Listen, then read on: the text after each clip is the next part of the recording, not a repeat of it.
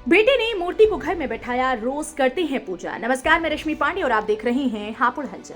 पिता की मृत्यु के बाद उनका घर में ही मंदिर बनवा दिया। घर के सदस्य उनकी मूर्ति की खूब सेवा करते हैं। सुबह का खाना, चाय, नाश्ता सब कुछ मूर्ति के सामने पेश किया जाता है। एक जिंदा इंसान की तरह उनकी सेवा शुश्रूषा की जाती है और घर वालों का मानना है कि ऐसा करने से उन्हें पिता की कमी नहीं खलती। परिवार के सदस्यों को ऐसा लगता है कि वो हर वक्त उनके साथ ही।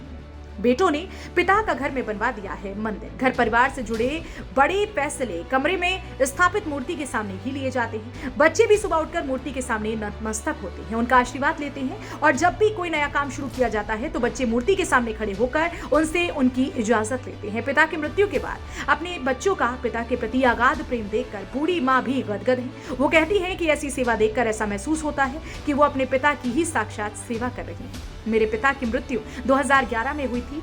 श्राद्ध के वक्त ही हम लोगों ने पिताजी की मूर्ति घर में स्थापित करवा दी थी। हम लोग इनका वैसे ही ख्याल करते हैं जैसे इनके जीवित रहते हुए करते थे। सुबह हाथ मुंह धुलाकर नाश्ता, चाय, दोपहर का भोजन, शाम का भोजन समय पर देते हैं। सोने के लिए उनका बिस्तर लगाते हैं। ऐसा करने से हमें पिताजी की कमी नहीं खलती। और अमित कुमार बेटा सारण के श्रवण कुमार, दरअसल हराजी गांव निवासी प्रधान शिक्षक चंद्रशेखर दास की मृत्यु साल 2011 में हुई थी। उनके 3 बेटे थे। तीनों बेटों ने 10 दिन के अंदर ही पिता की मूर्ति घर में बनवाकर स्थापित कर दी। दोनों बड़े लड़के सरकारी स्कूल में टीचर हैं, जबकि तीसरा बेटा प्रतियोगी परीक्षा की तैयारी करता है।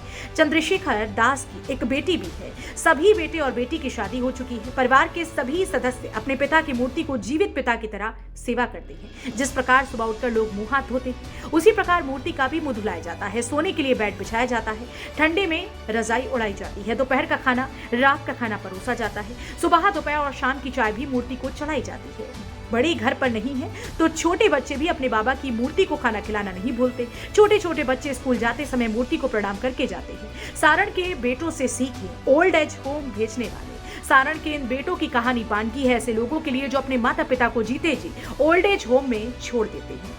घरों में उनकी देखभाल करने से भी कतराते हैं। ऐसे में ये तीनों बेटे अपने पिता की मृत्यु के बावजूद उनकी मूर्ति बनाकर पूजा करते हैं। उनकी याद में हर वो काम करते हैं जो एक जिंदा व्यक्ति के लिए किया जाता है। ऐसा करके सभी बेटों को पिता की कमी भी नहीं खलती और खुद को अनाथ भी वो नहीं समझते।